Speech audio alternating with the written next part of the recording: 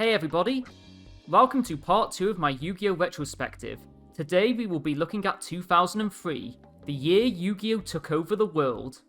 At the end of the previous video we saw 2002 end with the release of Pharaoh's Servant. 2002 came at us thick and fast, but 2003 started a lot slower. Players would have to make do with what Konami gave them. Tournament Pack 3 was a decent filler thanks to its reprint of Mechanical Chaser, but it didn't quench the thirst for new cards. After a near half-year wait, our prayers would be finally answered as Konami released Labyrinth of Nightmare in March 2003. Labyrinth of Nightmare was well worth the wait, as it introduced many powerful cards that still see play today. Despite being the MVP of 2002, Mechanical Chaser's days were seemingly numbered, as there was a new level 4 vanilla on the block with a much higher attack. Gemini Elf power creeped Mechanical Chaser. Its 1900 attack was just enough to get over Mechanical Chaser's 1850. Although Gemini Elf was the chase card, the real stars of the show are the many technical cards that could be found in Labyrinth of Nightmare. All of these cards serve a specific purpose and have gone in and out of play over the last 2 decades. Torrential Tribute began its life as a staple board wipe in almost every deck. Magic Cylinder also began as a staple, but has since dropped off and found a niche in burn decks. Although the card has not seen much play recently, there is always the possibility for Kaiku the Ghost Destroyer to make a return.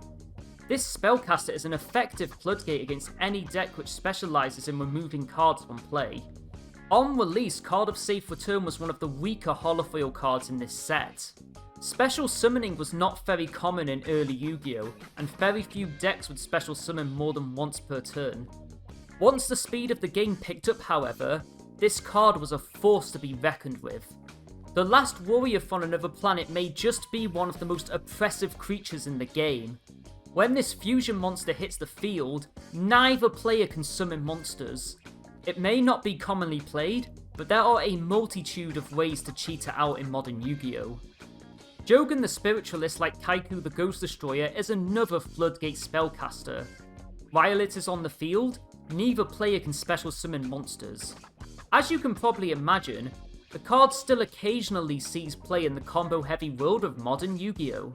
Mask of Restrict may not seem very strong now thanks to the overall decline of tribute summoning in modern Yu-Gi-Oh! But trust me when I say that every now and then this card does become a necessity. Finally, Aqua Spirit would be part of a series of monsters in Labyrinth of Nightmare who could all be summoned by removing from play one monster from the graveyard with the same attribute. Aqua Spirit would be special summoned by banishing water monsters. Garuda the Wind Spirit would be special summoned by banishing wind monsters. Spirit of the Flames would be special summoned by banishing fire monsters. And the Rock Spirit would be special summoned by banishing earth monsters. Less than a month after Labyrinth of Nightmare, Konami would release what would be many people's first decks: Starter Deck Pegasus and Starter Deck Joey. These decks came out just as Yu-Gi-Oh! Was exploding in popularity over Europe. Pretty much everyone I knew bought at least one of them. It reprinted many staple cards from Metal Raiders and Magic Ruler, and contained some brand new cards to play with. Starter Deck Joey would contain Penguin Soldier and Scapegoat.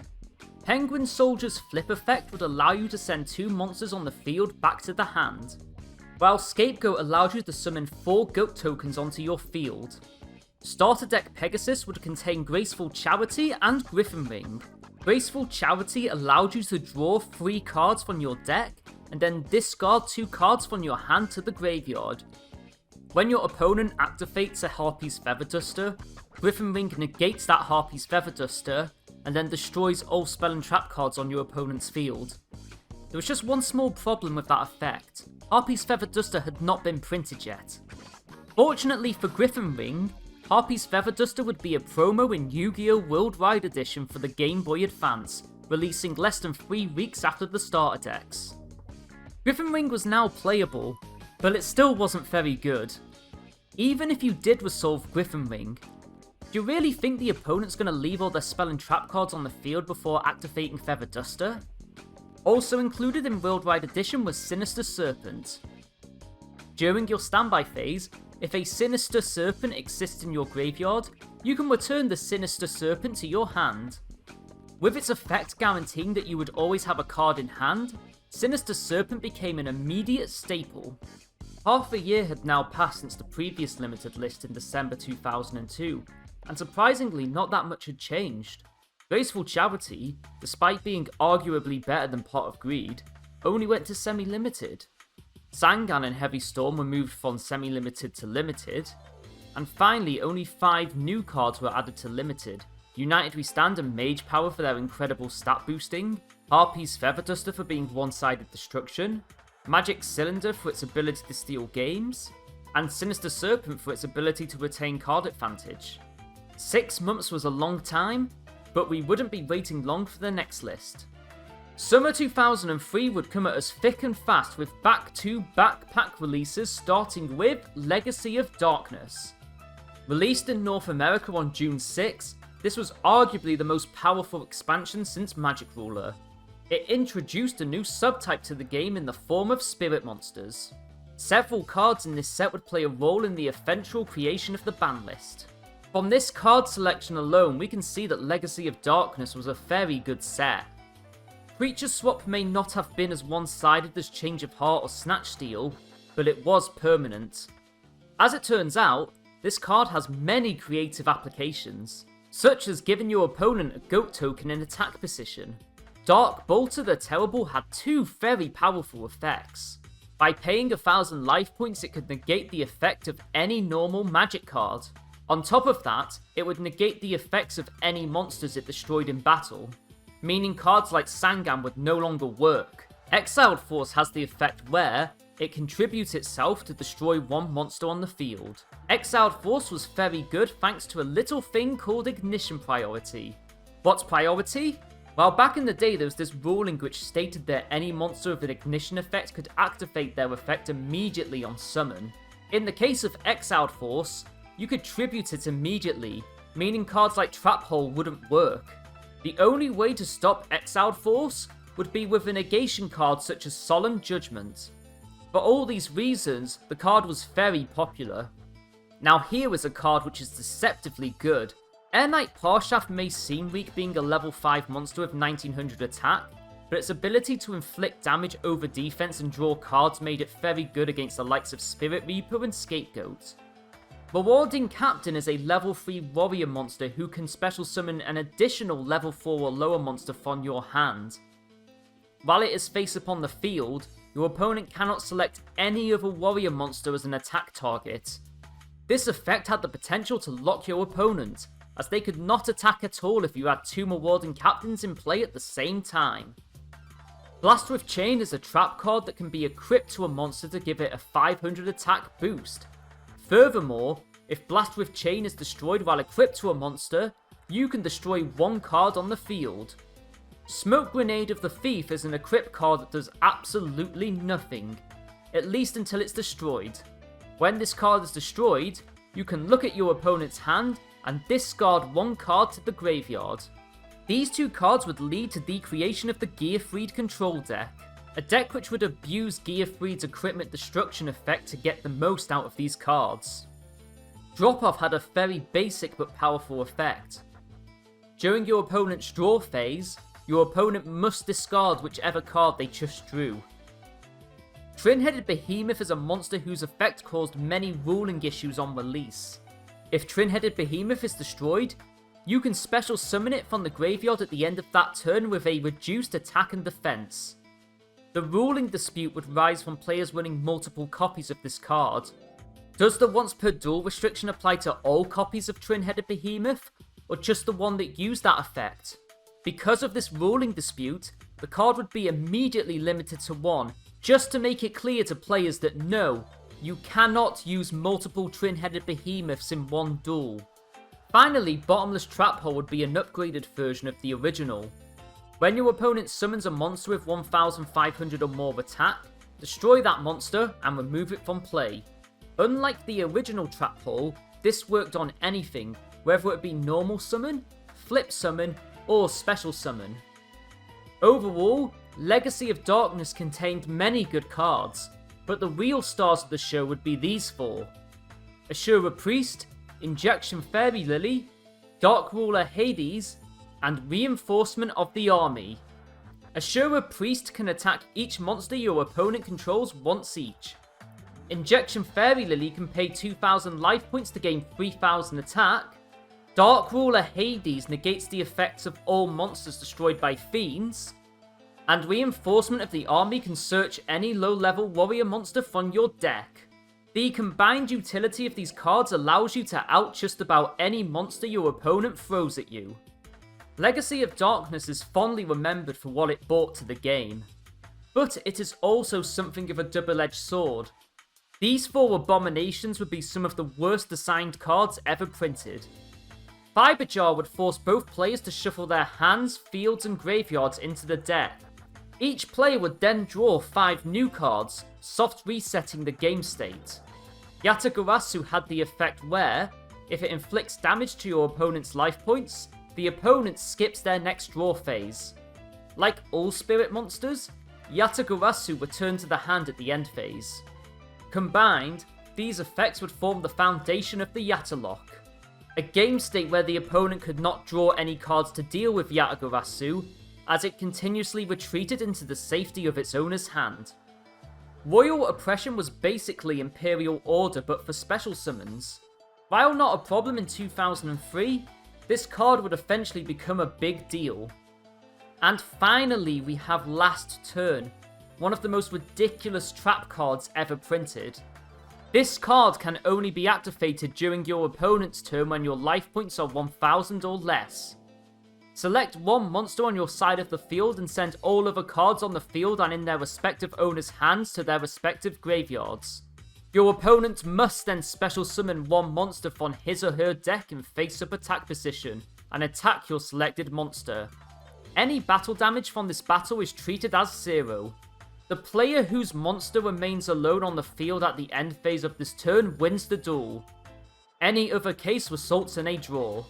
While you continue to wrap your head around that long-winded and convoluted effect, let me ask you a question. What would happen if you activated Last Turn while controlling Jogan the Spiritualist? Jogan's effect prevents players from special summoning monsters. The effect of Last Turn requires the opponent to special summon a monster. If the opponent cannot special summon a monster, they lose the duel. That Last Turn was printed when such a thing was already possible, makes this an absolute failure of game design. May these 4 cards never be allowed to run rampant in the game ever again. 6 weeks after Legacy of Darkness, Pharaonic Guardian would drop, making it the last expansion before the first Yu-Gi-Oh! World Championship. This Egypt-themed pack would have a heavy focus on flip summoning and zombies. Like Legacy of Darkness before it, Pharaonic Guardian would be incredibly strong for its time. The high defense stat of Gravekeeper's Spy, coupled with its ability to summon more Gravekeepers from the deck, would make it one of the best defensive cards of the Duel Monsters era. Book of Moon to this day remains one of the best designed cards in the game. Its utility as a quick play gives it an almost uncountable number of useful applications. Its defense, disruption, evasion, and a combo piece all in one card. Not bad for a card that just flips monsters face down. When Pyramid Turtle is destroyed by battle and sent to the graveyard, you can special summon a zombie type monster with 2000 or less defense from your deck. This was an awesome recruiter that gave you access to almost every zombie in the game. Swarm of Locusts had the effect where, when it is flip summoned, you can target and destroy one magical trap card on the field. When this monster is face up on the field, you can set it back down in defense position. Just to make a distinction here, that's flip summoned, not flipped. This card, alongside its monster destroying counterpart, would form the basis of what would be known as the Pac-Man deck. Necrovalley is a field magic card whose effect changes depending on which printing of the card you own. The card's original printing reads, as long as this card remains face up on the field, all effects of magic, trap, and or effect monster cards that involve graveyards are negated, and neither player can remove cards in the graveyards from play. In addition, increase the attack and defense of all monsters that include Gravekeepers in their card name by 500 points. For contrast, here is the most recent printing of the card. All Gravekeeper's monsters gain 500 attack and defense. Cards in the graveyard cannot be banished. Negate any card effect that would move a card in the graveyard to a different place. Negate any card effect that changes types or attributes in the graveyard. As you might have noticed, these are two completely different effects. The Old Necrovalley negated any card that interacted with the graveyard. So for example, a monster such as Chaos Necromancer, who gains 300 attack points for each monster in the graveyard, would have its effect negated. However, under modern Necrovalley, this effect would not be negated, as it does not attempt to move any cards from the graveyard to somewhere else. Necrovalley is a good case study in the evolution of problem-solving card techs, and how game mechanics can change over time. A combo piece to go with Necrovalley would be Royal Tribute. This card can only be activated when your Necrovalley is active on the field. Both players must discard all monsters in their hand. With everything we know about Necrovalley, you can imagine just how devastating this card can be. Digging deeper into Pharaonic Guardian, we can see just how much utility its card pool had. Spirit Reaper could not be destroyed by battle, but it would be destroyed if targeted by a card effect. If Spirit Reaper attacks directly, the opponent must randomly discard one card from their hand. Mirage of Nightmare was easily the most broken card in the set. During your opponent's standby phase, draw until you have 4 cards in your hand. During your own standby phase, randomly discard the same number of cards you drew. At face value, this card may seem balanced, but it has a very large exploit. If Mirage of Nightmare is destroyed before or during your standby phase by the likes of Mystical Space Typhoon, you do not have to discard any of the cards you drew. The potential to go +3 in card advantage is what made this card so good. Reasoning. Your opponent calls a monster level. You then mill cards from the top of your deck until a monster is found. If that monster's level is the number called by the opponent, send it to the graveyard. If not, special summon it. Then, send all other milled cards to the graveyard. With its ability to burn through the deck quickly, Reasoning would be utilised in numerous combo and turbo decks.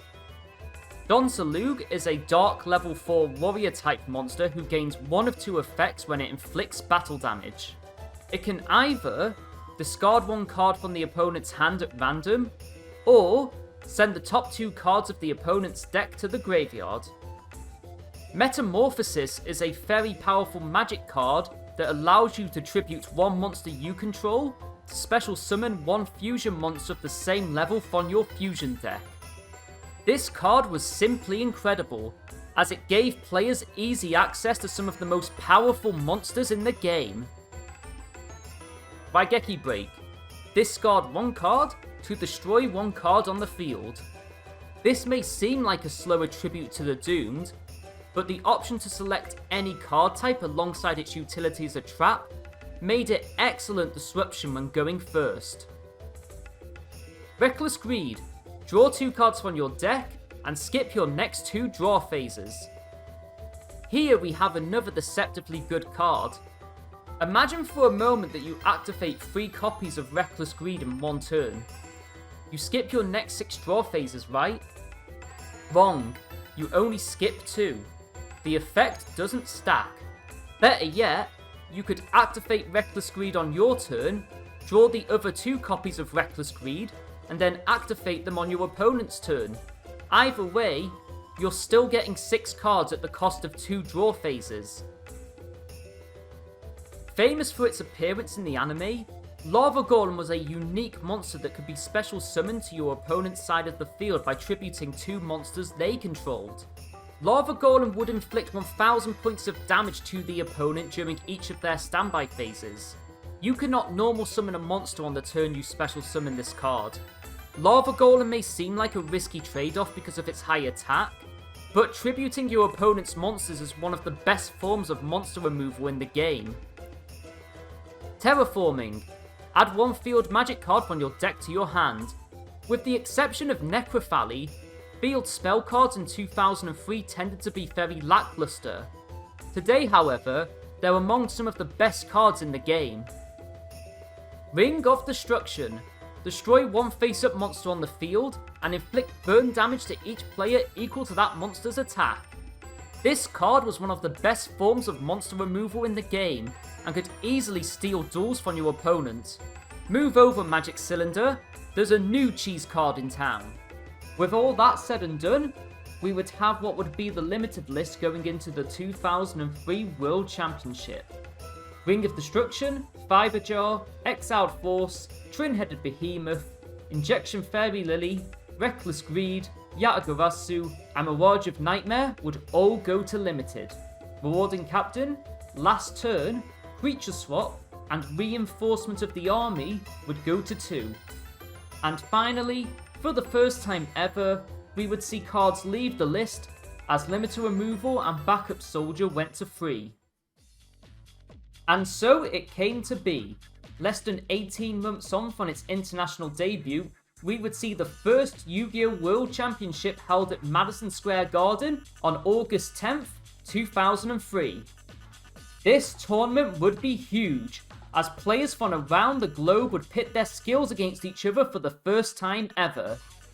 What you are seeing here is documented footage of the event as finalists battled it out in front of a packed studio audience. These players were the best in the world and they put their skills on show for the live MSG crowd, and they were there for one thing and one thing only: to win. These matches allowed spectators to witness the highest level of play, a spectacle we now take for granted thanks to the emergence of video sharing sites such as YouTube. Cards weren't the only thing on the menu that day, as the event would also host the finals for the Worldwide Edition Video Game Championship. If you would like to see more footage, you can find a link in the video description. The spectacle of the World Championship is all well and good, but we're here for the deck profiles.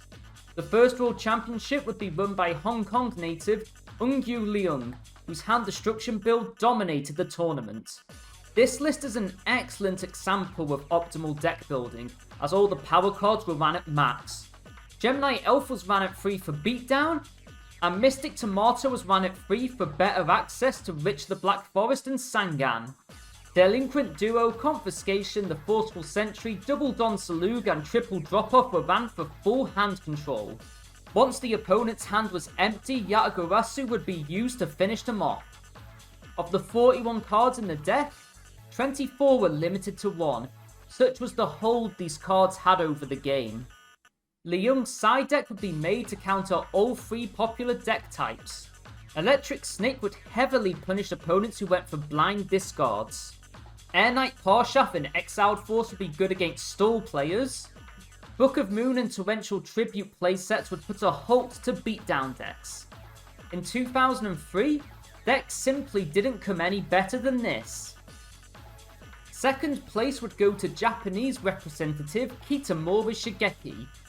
Shigeki would opt for a less focused version of hand destruction, choosing to round his deck out with more generic cards.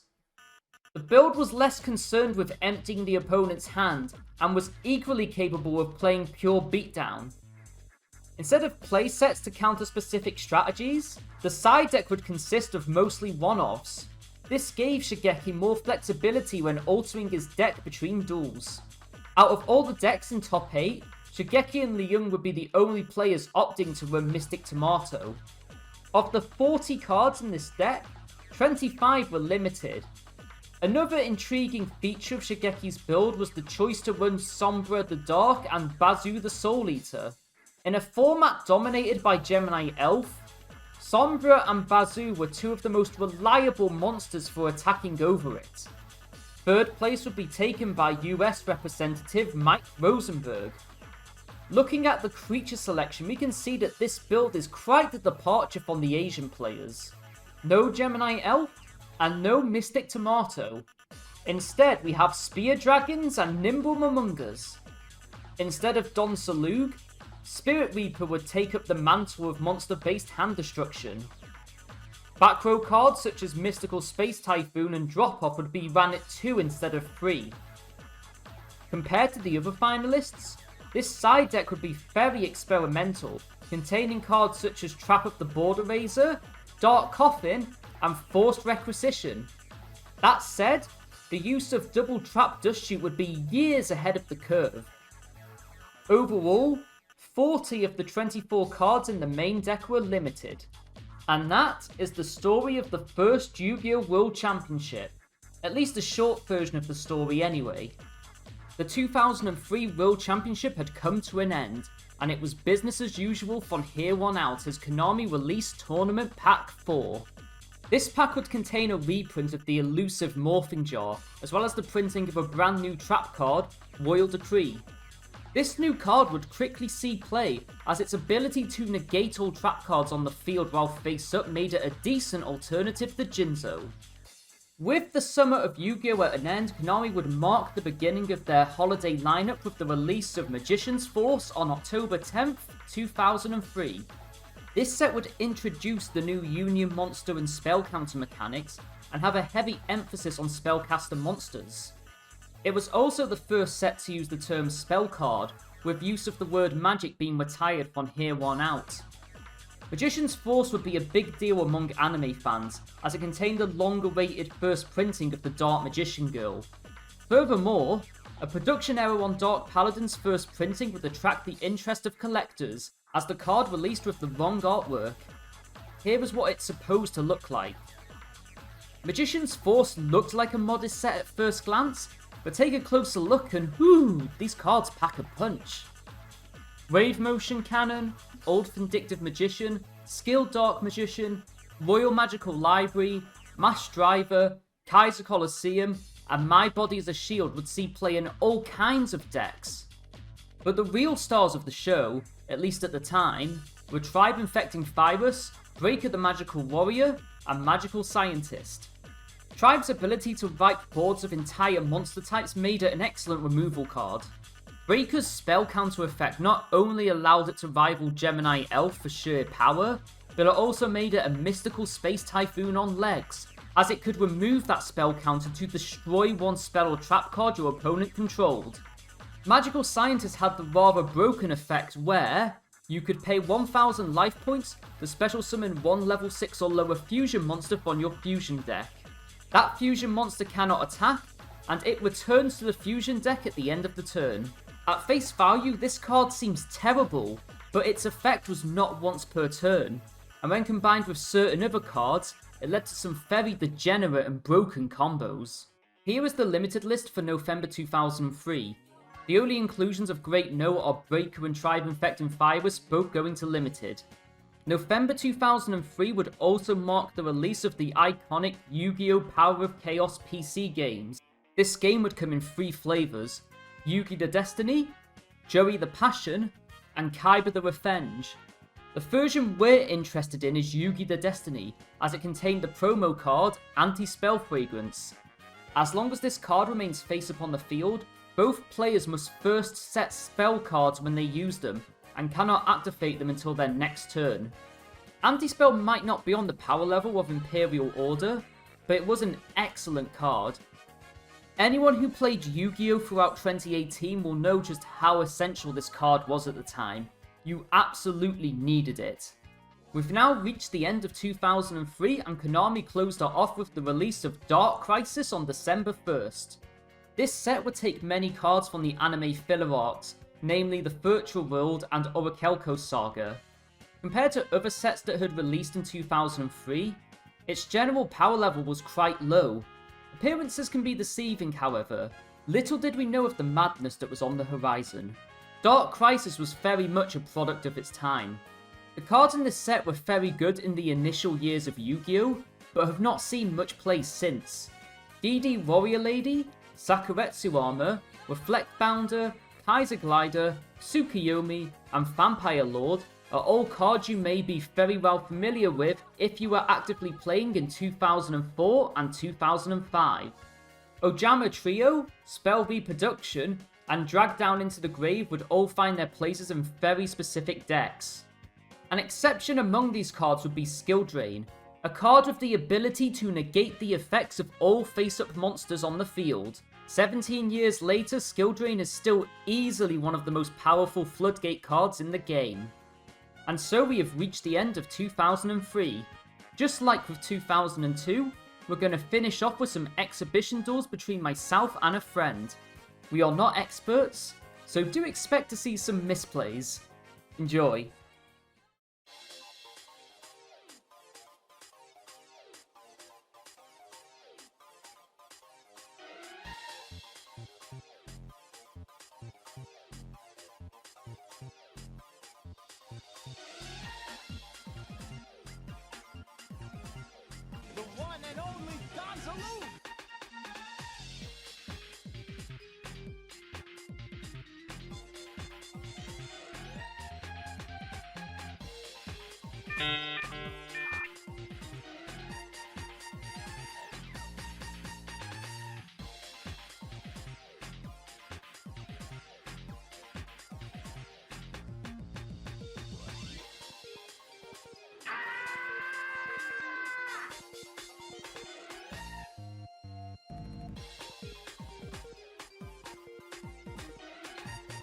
Psych!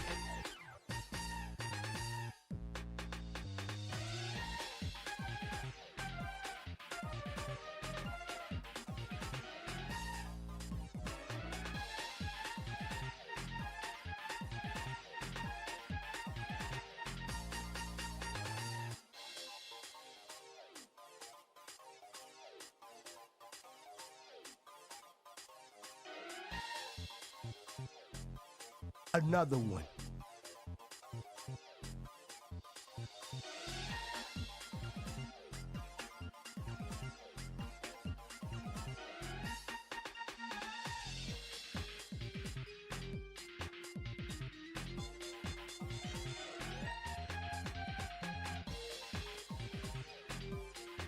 Another one.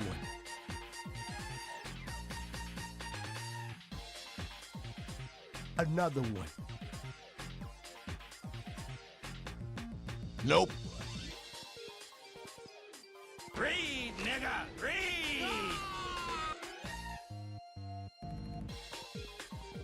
Another one.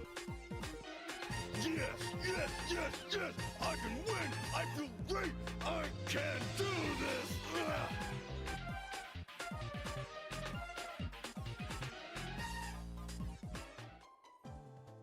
Hi everyone, thanks for watching this video.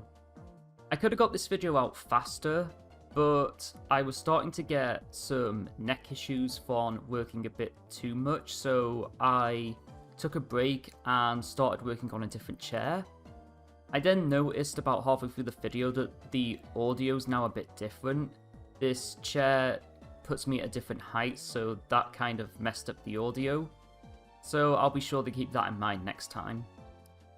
For the dual exhibitions at the end, I thought I'd just try and experiment a bit more with different presentation styles. I suppose it is a bit memey and loud, and some people might not like that, so I'll be looking out for feedback. It's just something I thought would be amusing to do. The holidays are over and I'm back in work now, so I can't give a time frame on when the next video will be. The end of January isn't completely out of the question, but February would be a lot more realistic. Lastly, I'm just going to give a shout out to roadoftheking.com. If it wasn't for their archival work on deck lists, I would not have been able to go into such depth with the 2003 World Championship. Anyway, that's all for now. I'll see you all later.